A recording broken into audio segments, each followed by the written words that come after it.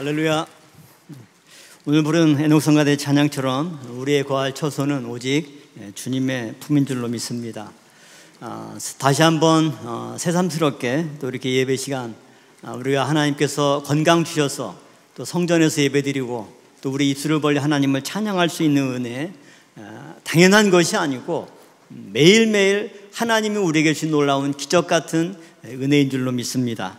자, 오늘 창세기 12장 6절부터 9절까지 말씀을 통해 나의 세겜은 어디인가 라는 제목으로 함께 은혜를 나누고자 합니다. 2024년 금년 한 해 벌써 하반기로 치닫고 있는데 돌이켜보면 구사 익생의 은혜가 지금까지 인도해 주신 올 한 해가 아닌가 생각을 합니다. 10월 또 이제 하반기로 접어들고 있는데 10권의 내용을 보면 하나님께서 아브라함을 부르시고 또 그의 일생 노정 가운데 10번의 장소를 이동케 하시고 그 가운데 7가지 언약과 또 10가지 허락과 10가지 명령을 하나님께서 아브라함에게 주신 것을 볼 수가 있습니다. 특별히 오늘 우리가 함께 은혜 나누고자 하는 것은 아브라함 일생 노정 가운데 세 번째 장소인 세겜과 관련된 내용입니다. 우리가 알다시피 하나님께서 아브라함을 갈대아 우르에서 부르시고 하란으로 인도하시고 또 세 번째 장소가 바로 가나안 땅에서 첫 번째 장소였던 세겜 땅입니다. 이러한 아브라함 일생 노정의 과정을 우리는 보면 단순히 우리가 어떤 거주지에서 새로운 장소로 이사하는 그런 단순한 의미가 아니라 아브라함 일생 노정은 그의 신앙의 여정이자 또 하나님의 말씀의 성취의 과정이기도 한다는 것을 알 수가 있죠.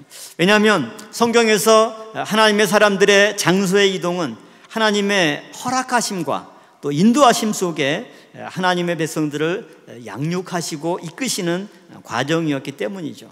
예를 들어서 이스라엘 백성들의 40년 광야 노정 또한 단순히 40번 이사한 것이 아니라 그 과정 자체가 하나님의 양육과 인도하심의 과정이었습니다. 다윗의 10년간의 도피 여정 또한 마찬가지죠.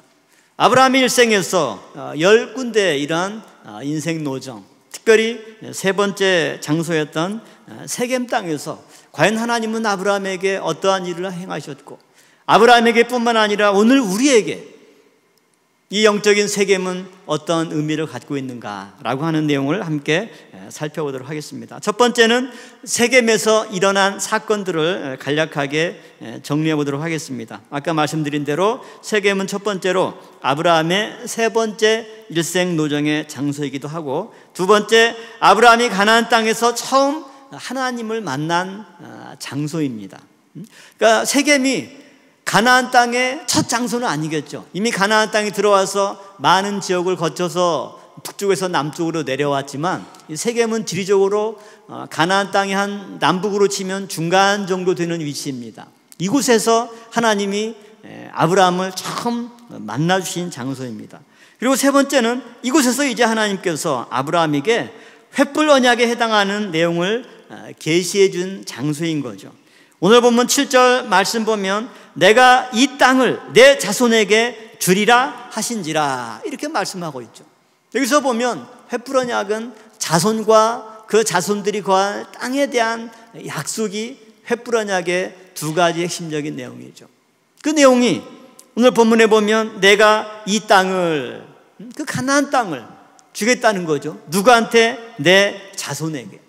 아직 자손이 없는 아브라함에게 하나님께서 너의 자손에게 이 땅을 준다라고 하는 말은 땅도 주고 그 땅에 갈 자손도 주겠다라고 하는 말씀인 거죠. 그리고 네 번째는 아브라함이 하나님께 처음 단을 쌓은 장소입니다. 그 말을 듣고 아브라함이 너무 감사해서 가나안 땅에서 첫 번째로 단을 쌓았던 장소가 바로 세겜 땅입니다. 그러므로 세겜은 횃불 언약의 출발점이자 또 최종적인 성취의 장소이죠. 그러니까 시작과 끝이 또 시작과 끝만 있는 것이 아니라 그 중간 과정을 봐도 횃불 언약에서 세겜은 그냥 처음 시작했다가 또 딴 데 갔다가 마지막 마침표 찍을 때만 등장하는 것이 아니라 처음 시작부터 마지막까지 내내 횃불 언약을 관통하는 가장 중요한 장소가 세겜이라고 하는 거죠. 우리는 여호수아 24장 32절 말씀에 여호수아가 이제 애굽에서 이끌어낸 요셉의 뼈를 세겜에 장사 지냄으로써 692년 만에 하나님이 처음 이곳 세겜 땅에서 아브라함에게 말씀하신 그 내용을 온전히 성취하는 그런 횃불 언약의 과정을 보게 되는 거죠. 이것이 세겜 땅에서 있었던 간략한 내용입니다. 그렇다면 이 세겜의 의미를 우리가 알기 위해서는 큰 두 번째로 세겜 땅 모래 상수리 나무의 의미를 살펴봐야만 되겠죠. 이 세겜 땅은 오늘 본문에 보면 구체적으로 세겜 땅 모래 상수리 나무에 이르렀다. 그러니까 아브라함이 가나안 땅에 처음 당도한 곳은 그냥 세겜 땅만이 아니라 조금 더 범위를 좁히면 세겜 땅 안에 또 뭐가 있는 거예요? 모래라는 지역이 있는 거죠. 그 지역의 특징, 랜드마크는 뭐냐면 상수리 나무 하나가, 큰 상수리 나무 하나가 있는 겁니다. 그러니까 세겜 땅 안에 또 어떤 지역이 있다고요? 모래라고 하는 지역이 있는 거예요. 그러면 세겜 땅, 우리가 생각할 때 아니 가나안 땅 그 많은 지역 중에서 왜 하나님이 하필이면 아브라함에게 세겜 땅에서 만나셨고 세겜 땅에서 처음 횃불 언약의 내용을 또 계시해 주셨고 또 세겜 땅이 횃불 언약의 성취의 장소가 된 이유가 뭘까? 그러면 그 의미는 세겜이라고 하는 히브리어 뜻 가운데도 있지만 또 더 중요한 거는 세겜 땅 안에 바로 상수리 나무가 있는 이 모래라고 하는 지명이 갖는 영적인 의미, 이것을 살펴봐야만 됩니다. 그래서 우리는 모래라고 하는 지역의 상수리 나무에 대해서 살펴봐야 되는데요. 모래는 지명이고 그곳에 상수리 나무가 있다라고 하는 겁니다. 이 상수리 나무는 히브리어로 엘론이라고 하는 단어입니다. 이 엘론이라는 히브리어 단어는 우리말로는 상수리 나무, 또 영어 성경에 보면 다양하게 번역이 되어 있는데요. NIV 버전에 보면 큰 나무, great tree, 큰 나무로 번역이 되었고요. 또 오크, 참나무로 번역된 NASB 같은 경우는 참나무로 번역했고요. 또 거룩한 나무, BB 버전에서는 홀리 트리 해서 거룩한 나무라고 이 상수리 나무를 번역했습니다. 그리고 이 모래라고 하는 이 지명인데요. 이 모래라고 하는 말이 이스라엘 사람들이 그 동네 이름을 딱 들었을 때 머릿속에 떠오르는 여러 가지 같은 뜻의 단어들이 있습니다. 이 모래라고 하는 지명의 어원은 히브리어 야라라고 하는 동사에서 유래가 되었습니다. 이 야라의 뜻은 세 가지가 있는데요. 첫 번째, 던지다. 돌을 던질 때 쓰이는 겁니다. 두 번째는 쏘다. 활을 쏠 때 보통 이 단어를 쓰고요. 세 번째는 내리다. 그러니까 비가 내릴 때 이 야라라고 하는 단어를 사용합니다. 근데 이 세 가지 단어, 던지다, 쏘다, 내리다, 이 세 가지 뜻은 전부 뭐와 관련된 단어이냐면 가르침과 관련된 단어라고 하는 거죠. 이 세 가지가 어떻게 가르침과 관련이 되냐면, 첫 번째로 돌을 던지는 거는 이스라엘 사람들이 이제 유목이 짐승을 치는 이 유목민족이잖아요. 뭐 목자가 양을 돌볼 때 보통 100마리, 200마리, 많으면 한 300여 마리 양들을 한 목자가 칩니다. 뭐 여러 사람이 동원되는 것이 아니고 또 양을 치는 개 한 마리를 이용하기도 하고요. 그래서 이제 개들이 빠르니까 이렇게 양들이 위험한 데로 가려고 그러면 개를 보내면 개가 막 달려가서 지저대면 양은 겁이 많기 때문에 또 방향을 트는 거죠. 또 양은 어떤 속성이 있냐면 맨 자기 앞에 있는 양 뒷공지만 보고 따라가는 거예요. 그러니까 선두에 가는 양이 낭떠러지나 잘못되는 거 가서 떨어지면 뒤에 있는 양들도 뭐 이렇게 앞에만 따라가다 보면 계속 위험한 데로 갈 수가 있기 때문에 목자들은 양을 돌볼 때 맨 앞에 있는 양들의 방향만 잘 인도하면 되는 거예요. 그때 이 목자들이 어떻게 양들의 방향을 인도하느냐, 이스라엘은 지천에 깔려 있는 게 돌입니다. 그러면 그 돌을 딱 던져서 양이 잘못된 길로 가려고 하면 옆에 돌을 딱 던져서 돌이 떨어지면 겁이 많으니까 양이 아이고 이렇게 해서 방향을 트는 거죠. 그러니까 목자들이 평소에 뭘 연습을 많이 해야 되겠어요? 돌 던지는 연습을 많이 해야 되는 거예요. 왜냐하면 그 연습을 안 하고 갑자기 양이 낭떠러지고 하는데 급한 마음에 돌을 던졌는데 양 머리를 맞추면 멀쩡한 돌에 맞아서 양이 다치거나 죽을 수도 있는 거 아니에요. 그런 의미에서 다윗이 골리앗의 이마를 정통으로 돌로 맞출 수 있었던 것은 뭐냐면 평소에 돌 던지는 연습을 꾸준하게 했다는 거죠. 이것은 목자로서의 자기의 사명에 충실한 겁니다. 그래서 이스라엘 백성들이처럼 목자들이 돌을 던져서 양들의 방향을 인도하는 것, 이것이 이스라엘의 일종의 교육 철학이기도 합니다. 지금도 유대인들은 부모들이 자녀들을 교육하는데 일일이 수학 문제 푸는 거, 영어 문법 해석하는 거, 이런 것들을 일일이 개입하는 것이 아니라 공부의 목적과 방향, 이런 것들을 부모들이 마치 목자가 돌을 던져서 양떼를 인도하듯이 자녀들을 인도하는 게 유대인 교육법입니다. 두 번째, 화살을 쏘는 것은 정확한 인생의 목표, 관역을 맞추는 것이기 때문에 이것 또한 교육과 관련된 매우 중요한 의미인 거죠. 그래서 히브리어 가장 유명한 사전 가운데 BDB 사전이라는 그 히브리어 사전이 있습니다. 이 사전에서는 창세기 12장 6절에 모래 상수리 나무를 선생의 나무, 상수리 나무를 또 이제 테라빈트 나무라고 얘기하는데요. 그래서 영어로는 The Teacher's Terebinth, 그래서 선생의 나무, 이렇게 번역하고 있는 거죠. 또 사사기 7장 1절에 보면 모래산이라고 하는 내용이 나오는데요. 여기도 선생의 언덕, Teacher's Hill, 이렇게 BDB 사전에 번역을 하고 있는 겁니다.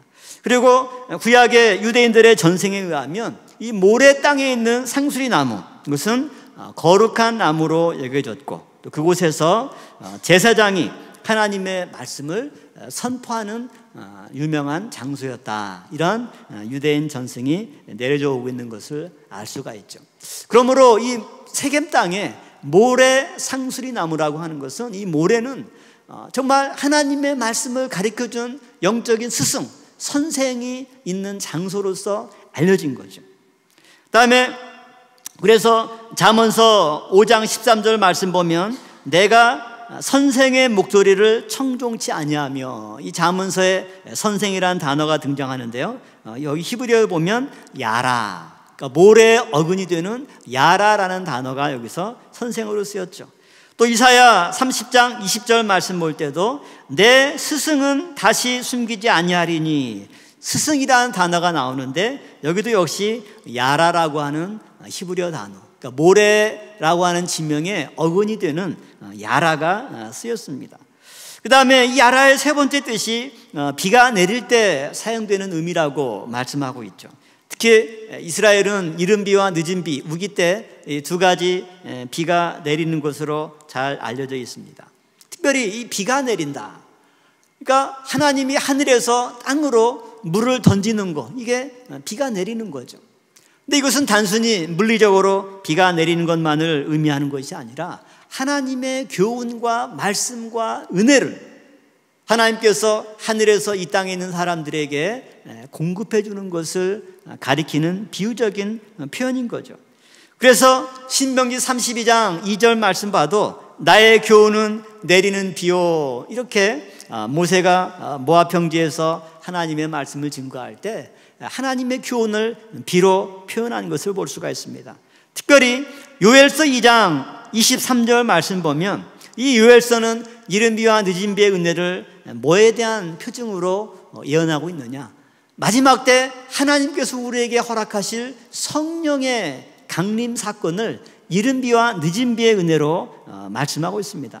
특별히 요엘서 2장 23절 말씀 보면 이른 비라고 하는 단어가 히브리어로는 모래라고 하는 단어예요.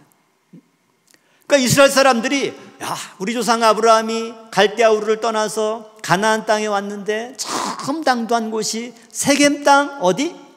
모래라고 하는 지역에 왔어. 그랬을 때 모래라는 단어 하면 뭡니까? 그거 이른 비인데? 그곳에서 하나님이 이른 비와 같은 은혜를 아브라함에게 부어주셨나 보다. 모래 땅에 있는 상수리 나무, 우리나라도 속리산에 있는 소나무가 얼마나 멋있는지 임금님한테 벼슬까지 얻었죠. 정의품송. 그래서 오래된 나무는 또 그 밑에서 사람들이 신비롭게 생각하면서 무당이나 옛날 무속을 믿는 사람들은 거기다가 또 상도 차려놓고 절도 하고 소원을 빌기도 하는 거죠. 그러니까 이 세겜 땅에 있는 모래 상수리 나무도 이스라엘 사람들에게는 그곳에 제사장이 있고 우리를 가르쳐주는 참된 스승이 있어서 하나님의 말씀으로 우리를 인도하고 교훈하는 그러한 신비로운 장소로 이스라엘 사람들이 생각을 했던 거죠. 호세아 10장 12절 말씀 볼 때도 여호와께서 임하사 을을 비처럼 너희에게 내리시리라. 여기서 을을 비처럼 내린다 할 때 역시 히브리어 단어 야라라고 하는 단어가 쓰인 거죠. 전부 다 모래라고 하는 지명에 어근이 되는 단어입니다. 그러므로 세겜 땅 자체도 중요하지만 오늘 보면 창세기 12장 7절 말씀 보면 이곳에서 하나님께서 모래, 그냥 단순히 세겜 땅이 아니라 그 세겜 땅 가운데 모래라고 하는 지명에서 하나님이 아브라함을 처음 만나시고 그에게 장차 이루어질 횃불 언약의 중요한 내용, 내가 이 땅을 너희 자손에게 주겠다. 이 하나님의 말씀이 신령한 모래, 은혜의 단비가 되어서 아브라함의 마음을 적시고 그에게 큰 감동을 주고 아브라함의 마음에 마치 화살이 동그란 점 10점짜리 관역을 맞춘 것처럼 하나님의 그 말씀이 아브라함의 가슴에 꽂히면서 이제 가나안 땅에서 내가 하나님의 이 말씀을 듣고 하나님의 그 은혜에 힘입어서 말씀의 뜻을 성취하는 삶을 살아야 되겠다 결심하며 횃불 언약 성취의 삶을 살게 된 출발점이 바로 세겜이라고 하는 거죠. 또한 두 번째로 세겜이라고 하는 어원 자체도 우리에게 중요한 의미를 갖죠. 우리가 잘 알다시피 세겜이라고 하는 히브리어 단어는 두 가지 뜻이 있습니다. 첫 번째는 얻기라는 뜻이 있고 두 번째는 아침에 일찍 일어나다 그런 뜻이 있습니다. 또 창세기 9장 23절 말씀 보면 셈과 야벳이 옷을 취하여 자기들의 어깨에 메고, 여기서 어깨라는 단어가 나오는데 역시 히브리어 단어 셰켐의 어원인 샤캄 동사가 쓰였던 거죠. 그리고 아침에 일찍 일어나다 그런 뜻은 창세기 21장 14절 말씀 볼 때 아브라함이 아침에 일찍이 일어나, 이 단어도 히브리어 셰켐이 쓰인 겁니다. 또한 사무엘상 15장 12절 말씀 볼 때도 사무엘이 아침에 일찍이 일어났더니, 셰켐이라는 단어는 어깨라는 단어와 아침에 일찍 일어나다, 얼핏 보면 두 가지 단어의 뜻이 전혀 연관성이 없어 보이죠. 근데 이 단어는 원래 사람의 어깨를 가리키기도 하고 성경시대 짐승을 운반하는, 물건을 운반하는 짐승이 주로 뭐였냐면 나귀가 쓰였죠. 나귀의 등, 어깨를 가리키는 거죠. 그러면 집안에 짐을 많이 싣고 운반할 일이 있을 때는 아침에 일찍 일어나나요? 늦게 일어나나요? 일찍 일어나서 나귀의 안장을 지우고 거기다가 나귀의 등에 짐을 많이 실어서 운반을 하는 겁니다. 그래서 이 어깨라는 단어와 또 아침에 일찍 일어나다, 이 단어가 같이 한 어근에서 파생된 거죠. 그럼 이러한 세겜의 어원은 영적으로 곧 예수 그리스도의 사역을 정확하게 예표해 주는 거죠. 우리가 알다시피 마태복음 11장 28절 말씀에 예수님은 우리에게 이렇게 복음을 선포했습니다. 수고하고 무거운 짐진 자들아 다 내게로 오라, 내가 너희를 쉬게 하리라. 예수님께서 이 땅에 오셔서 우리가 짊어지고 있는 죄와 사망의 멍에 그 짐을 다 대신 벗겨주시고 당신이 홀로 짊어지신 것입니다. 그러므로 예수님의 어깨는 우리의 죄를 대신 짊어지신 대속의 어깨라고 하는 것을 알 수가 있죠. 또 나아가서 예수님은 십자가에 달려 돌아가신 이후에 안식 후 첫날 새벽 미명에 아침에 일찍이 일어나셔서 부활의 놀라운 새 역사를 펼치셨습니다. 또 마가복음 16장 9절 말씀 보면 예수께서 안식 후 첫날 이른 아침에 살아나신 후, 해가 중천에 떴을 때 늦지막히 일어나신 것이 아닙니다. 새벽 미명에 일찍 일어나셨다. 그래서 모래라고 한 뜻은 가르침, 선생과 관련된 의미라면, 이 쉐켐이라는 뜻은 예수님의 이러한 공생의 사역과 또 부활의 놀라운 구속의 새 장을 여는 내용을 예표하는 단어가 바로 쉐켐이라고 하는 단어입니다. 그러므로 이 두 가지 어원을 통해서 우리가 잠깐 내용을 정리해 보자면, 이 쉐켐은 아브라함뿐만 아니라 인류에게 하나님의 계시를 이른비처럼 내려서 올바른 길로 인도하는 가르침의 장소가 바로 세겜입니다. 동시에 예수 그리스도의 공생의 사역과 부활을 예표하는 구속사의 핵심 장소인 거죠. 그러므로 세겜은 횃불 언약의 출발점이자 최종 성취의 장소이기도 하면서, 아브라함 일생 노정에 보면, 시기적으로 보면 잠깐 거쳐간 장소와 같습니다. 어떻게 보면 10군데 아브라함 일생 노정 가운데 가장 중요하고 가장 많은 언약과 허락과 명령이 주어진 장소는 헤브론이죠. 그러나 뜻으로 볼 때 이 세겜이야말로 아브라함 당대뿐만 아니라 그의 4대손 요셉 때 성취될 횃불 언약의 성취, 가나안 땅의 입성, 더 나아가서 횃불 언약의 미래적인 성취인 예수 그리스도의 구원 사역과 그의 모든 백성들이 최종적으로 신령한 가나안 땅인 천국에 들어가는 이 모든 내용을 예표하는 핵심 장소가 어디냐? 바로 세겜이죠.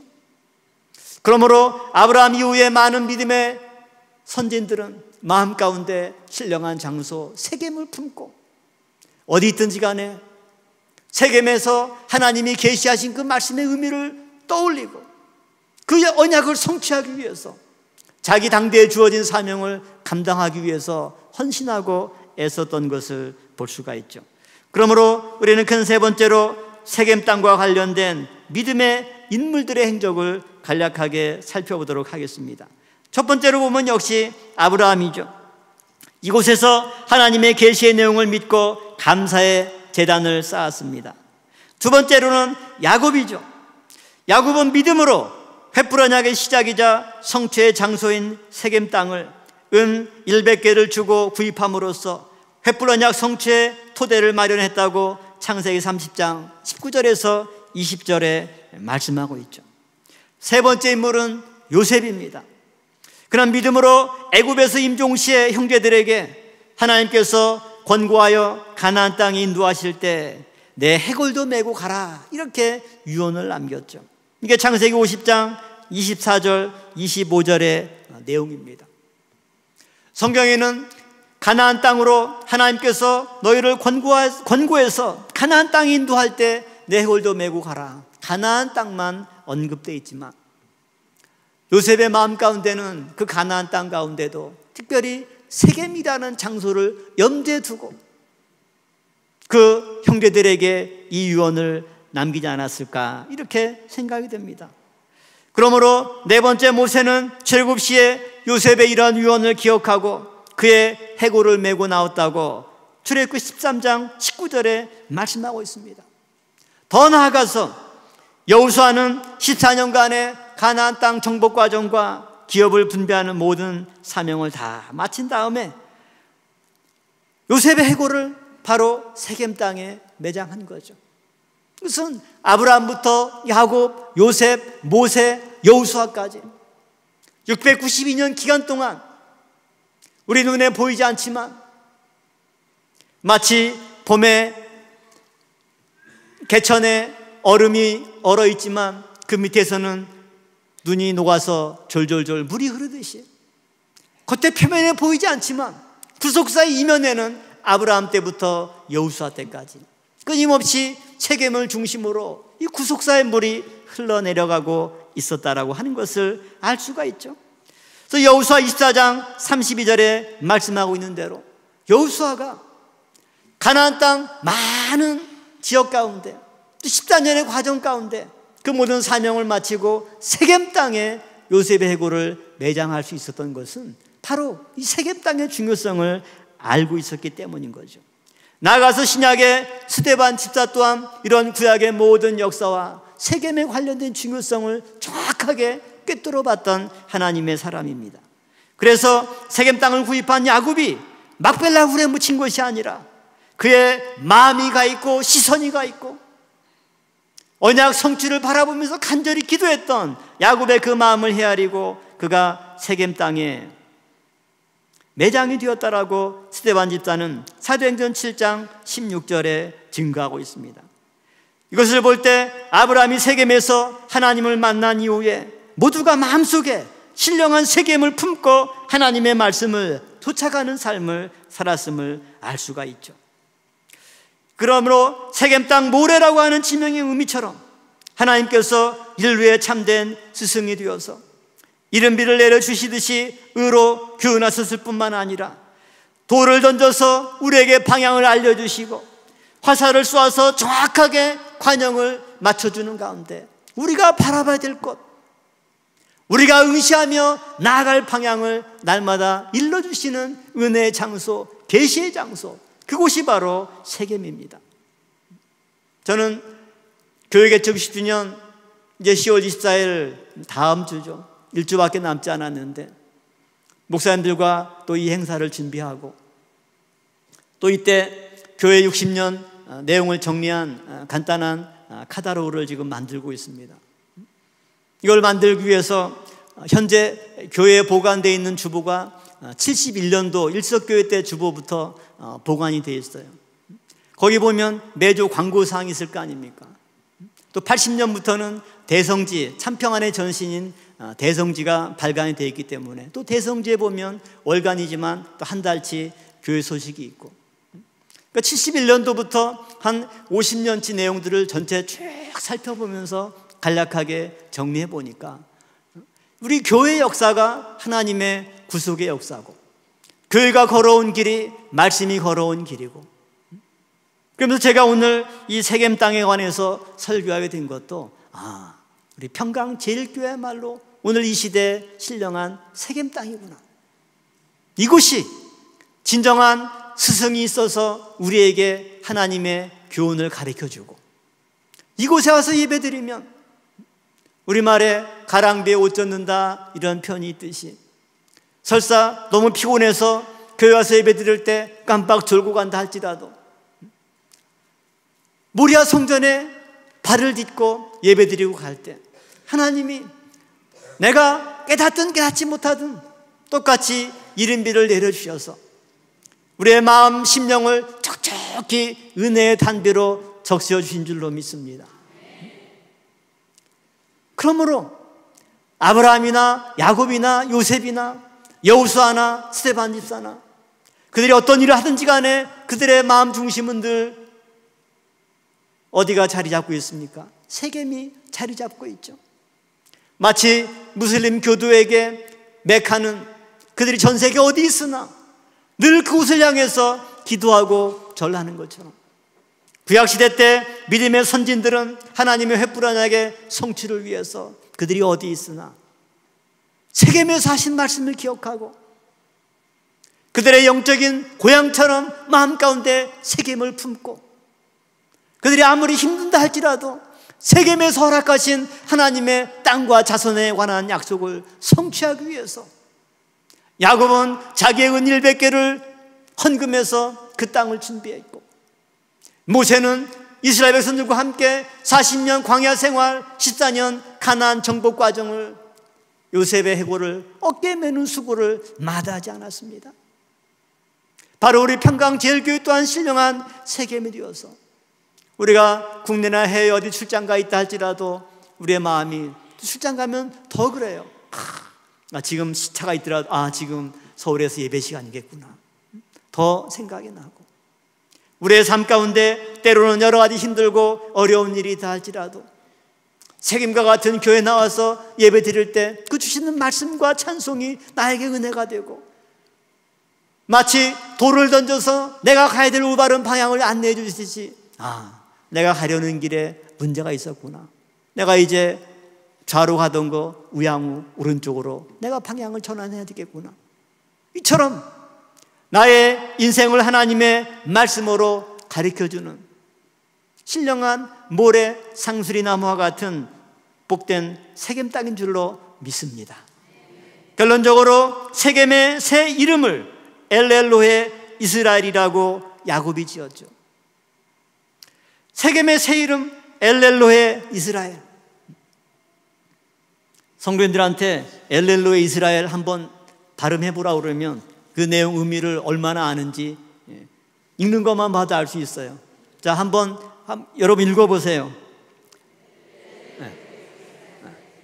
그러니까 엘엘로헤 이스라엘, 제가 이렇게 하니까 여러분도 엘엘로헤 이스라엘 그렇게 했죠. 유대인들이 엘엘로헤 이스라엘 하면 고개를 갸우뚱하면서 발음을 왜 저렇게 하지? 히브리 언어로 보면 엘로헤 이스라엘 이렇게 읽어야 돼요. 자, 따라해봅시다. 엘로헤 이스라엘. 그러니까 세겜 땅을 야곱이 산 다음에 그 이름을 야곱이 뭐라고 고쳤냐면 엘로헤 이스라엘 이렇게 고친 거예요. 엘은 우리가 너무 잘 알다시 엘로힘, 하나님이라는 단어의 약자가 엘이죠. 그래서 하나님을 그냥 풀네임으로 하면 엘로힘 이렇게 부르고 약어로 쓸 때는, 약자로 할 때는 엘 이렇게 쓴 거죠. 그래서 베델 하면 하나님의 집, 약자로 할 때는 엘이고, 그 다음에 원래 완전한 단어는 엘로힘. 근데 엘로힘이 다른 단어와 결합될 때는 엘로헤 이렇게 뒤에 모음이 바뀌어요. 그러니까 엘로헤 이스라엘, 하나로 묶어지는 거고, 엘은 또 하나님의 이름이죠. 그러니까 번역하면 엘 하나님, 그 다음에 엘로헤 이스라엘 하면 이스라엘의 하나님. 그러니까 엘로헤 이스라엘은 하나님, 이스라엘의 하나님, 그런 뜻이에요. 야곱이 세겜 땅을 산 다음에 그 땅 이름을 엘로헤 이스라엘로 바꾼 거는 굉장히 중요한 의미가 있습니다. 그리고 그것은 야곱이 세겜 땅에서 횃불 언약이 성취가 된다라고 하는 것을 정확하게 깨닫고 믿지 못했다면 절대 이 이름으로 바꿀 수가 없는 거죠. 이스라엘이라고 하는 이름은 우리가 알다시피 첫 번째는 야곱의 계명된 이름이죠. 야곱의 새 이름이에요. 두 번째는 야곱의 후손들이 하나의 큰 민족을 형성했을 때 그 이스라엘 민족, 그 민족의 이름이 이스라엘이고 그 국가의 이름이 이스라엘이죠. 그래서 우리는 이스라엘 민족, 지금도 팔레스타인에 있는 그 나라를 우리는 이스라엘, 국가의 이름이면서 이스라엘 민족의 이름인데, 이것은 야곱의 후손들이 그만큼 큰 민족을 이루었을 때 하나님이 부를 이름이 이스라엘이었어요. 그러면 야곱이 이걸 믿지 못하면 정 이름을 바꾸고자 하면 엘로헤 이스라엘이 아니라 뭐라고 바꿀까요? 엘로헤 야곱, 하나님, 야곱의 하나님, 이렇게 그 지명 이름을 바꿨겠죠. 그런데 야곱이 자기의 계명전 이름이 아니라 이스라엘이라고 하는 새 이름을 줬는데, 이것은 단순히 야곱 자신의 새 이름일 뿐만 아니라 횃불 언약이 성취가 되어서 하나님이 아브라함의 자기 할아버지한테 말씀하신 대로 이제 아브라함의 후손들이 하늘의 별과 같고 바다의 모래와 같이 번성해서 하나의 큰 민족을 이룰 건데, 그 민족의 이름이 뭐다? 이스라엘. 그러니까 그 세겜 땅을 하나님, 이스라엘의 하나님, 그런 뜻의 엘로헤 이스라엘로 부른 것은 이곳에 아브라함의 후손들이 이스라엘 하나의 큰 민족을 이루어서 다시 이곳에 돌아오고 정착할 것을 믿음의 눈으로 바라보고 믿었기 때문에 야곱이 바로 세겜의 이름을 그와 같이 엘로헤 이스라엘로 부른 겁니다. 지금 현재는 세겜이고 은일 100개를 주고 산 땅이지만 그 땅을 바라보면서 야곱은 우리 할아버지 아브라함에게 하나님이 말씀하신 횃불 언약이 성취가 되어서 4대선 요셉이 이곳에 돌아오고 그의 많은 후손들이 이곳에 정착해서 살아갈 모습을 미리 믿음의 눈으로 바라본 거죠. 교회 개척 60주년 감사 예배를 드리면서 슬로건을 60년의 꿈 70년에 성취를 했습니다. 60년 동안 교회가 걸어온 발자취, 또 교회를 설립하신 휘선 박아브람 목사님이 이 평강길 제일교회를 통해서 성취하고자 했던 그런 꿈들, 또 이 교회와 함께 성취해왔던 발자취, 60년 돌이켜보면 너무나 많은 감사의 열매들, 성취의 열매들이 있지만 그러나 아직 부족하고 아직 완성된 것이 아닙니다. 아직도 해야 될 것들이 너무나 많습니다. 구속사 12권 마지막 학원까지 완간해야 되고, 책만 출판하는 것이 아니라 이제 이것을 국내, 해외, 전 세계 하나님의 사람들에게 선포해야 됩니다. 십자가가 있는 곳마다, 하나님의 말씀이 선포되는 곳마다 구속사의 말씀이 증거되는 꿈, 이것이 구속사 시리즈를 저술하신 휘선 박아브람 목사님의 꿈이고, 이제 그 꿈을 우리가 받아서 성취해야 될 사명이 우리 어깨에 드리워져 있는 거죠. 야곱은 믿음의 눈으로 세겜 땅을 바라보면서 세겜 땅의 현재가 아니라 장차 그의 후손들이 하나님의 말씀이 성취되어서 큰 민족을 이루어서 다시 그곳에 정착할 비전을 바라보면서, 그런 미래를 바라보면서 자기의 돈 은 100개를 투자해서 그곳을 준비했고, 그곳을 요셉을 위해서 예배해 놓으신 것입니다. 오늘 우리는 교회 개척 60주년 감사 예배를 준비하면서 이러한 야곱과 같은 믿음의 눈으로 미리 준비하는 저와 여러분들이 되기를 소망합니다. 이번에 제가 놀란 게, 저는 일석교회 때 나오신 분들이 지금 몇 분이나 생존해 계실까, 몇 분 안 될 줄 알았어요. 근데 조사해 보니까 굉장히 생각보다 많아요. 한 50명이 좀 넘더라고요. 그리고 이제 책자에 나오면 77년도 주일학교 졸업식 사진이 있어요. 한 60명 정도 초등학생들 쭉 해서 했었는데, 거기 보니까 아주 앳된 초등학교 3학년 애가 있는데 누군가 이렇게 봤더니 우리 김병철 목사님이더라고요. 그리고 박상서 목사님이 그때 청년회장이면서 주일학교 교사로 또 맨 뒤에 딱 서 계시고, 그래서 그때 뭐 초등학생 막 있던 분들이 지금은 이제 벌써 50대 중후반 60대가 된 거고, 그때 어른들은 지금 80대가 되었던 거죠.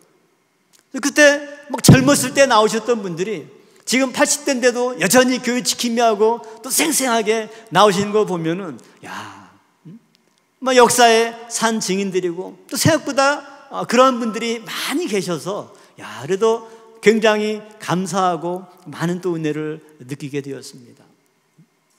참으로 우리는 다시금 세겜의 의미, 2권 횃불언약에서도 물론 나오지만 10권 아브라함의 일생 노정 가운데 왜 하나님의 필이면 세겜 땅에서 이처럼 참 횃불언약의 내용을 계시해 주시고 그곳이 성취의 마지막 장소가 되었을까? 이 의미를 또 세겜의 어원, 또 모래라고 하는 히브리어 단어의 어원을 우리가 살펴보면서 오늘 신령한 세겜, 바로 우리 평강제일교회가 저와 여러분들의 신령한 세겜이 되어서 아무리 힘들고 어려워도 이곳에 나올 때 하나님의 은혜의 단비가 그치지 않고 늘 우리의 마음을 풍족하게 적셔주시는 은혜의 장소가 될 줄로 믿습니다. 그리고 이곳이 엘로헤 이스라엘이 되어서 세계 열방에 춤추며 몰려와서 지금보다 10배, 100배 충만하게 하나님이 작정한 모든 성도들을 불러와서 하나님의 말씀이 성취되는 구속사의 출발점이자 마침의 장소가 될 줄로 믿습니다. 기도하시겠습니다. 감사하신 아버지 하나님, 오늘도 귀한 수요 예배를 저희들에게 허락하여 주시고 이렇게 평강제일교회가 달려온 60년의 발자취 가운데 신령한 세겜과 같이 이곳에 나올 때마다 하나님께서 우리에게 영적인 스승이 되어서 말씀을 깨닫게 해주시고 교훈을 이른 비처럼 내려서 우리의 심령을 촉촉하게 적셔주셨던 그 은혜 역사를 다시 한번 감사를 드리옵나이다. 60년 발자취 여정 가운데 안팎에 많은 어려움들이 있었지만 아무리 강한 폭풍우가 분다 할지라도 멈추지 않고 힘차게 그 모든 것들을 돌파하고 지금까지 달려온 평강제일교회 역사입니다. 아버지 하나님, 이 역사 속에 하나님의 은혜를 발견케 하여 주시고 교회 역사 속에서 말씀의 능력과 힘을 발견케 하여 주시옵소서. 그리하여서 참으로 교회를 둘러싼 많은 안팎의 어려움들을 다 헤쳐나가고 아브라함이 믿음으로 세겜 땅을 마음에 품고 그것을 자손들에게 계승해서 그의 자손 야곱과 요셉과 모세와 여호수아와 신약의 스데반 집사까지 세겜에 관련된 이 놀라운 하나님의 구속사가 끊어지지 않고 지금 이 시대까지 이어진 줄로 믿사오매 우리 평강제일교회가 이 시대 신령한 세겜의 장소가 될 수 있도록 역사하여 주시옵소서. 모래 상수리 나무가 되어서 이곳에 올 때마다 하나님이 우리가 바라봐야 될 정확한 관역을 지시하여 주시고 우리의 방향을 신령한 말씀의 돌로 인도하여 주시고 우리의 마음을 이른 비로 늦은 비로 적셔서 참으로 우리의 가라앉은 심령을 하나님의 말씀의 담비로 채워주는 신령한 은혜의 장소가 될 수 있도록 역사하여 주시옵소서. 아버지 하나님, 교회계 160년 감사예배를 준비하고 특별히 이 시기에 구속사 시대 12권 상권 출판을 맞이해서 또한 출판 감사예배를 영광 돌리게 인도하심을 진심으로 감사를 드려옵나이다. 새 말씀이 선포될 때 하나님의 새로운 역사도 펼쳐지게 하여 주시옵소서. 단순한 행사가 아니라 구속사의 하나의 전환점이 되게 인도하여 주시고 또 이번 귀중한 감사예배를 발판 삼아 교회가 이탈측에 많은 방해와 간섭과 또 분열로 인해서 어려움 가운데 있지만 그 모든 것들을 아무것도 아닌 것으로 물리치게 하여 주시고 열망이 몰려 춤추는 하나님의 구속사의 비전이 속히 성취되는 놀라운 전환점이 될 수 있도록 역사하여 주시옵소서. 모든 것 주께 맡기오며 예수님의 이름으로 감사 기돌려 싸움나이다. 아멘.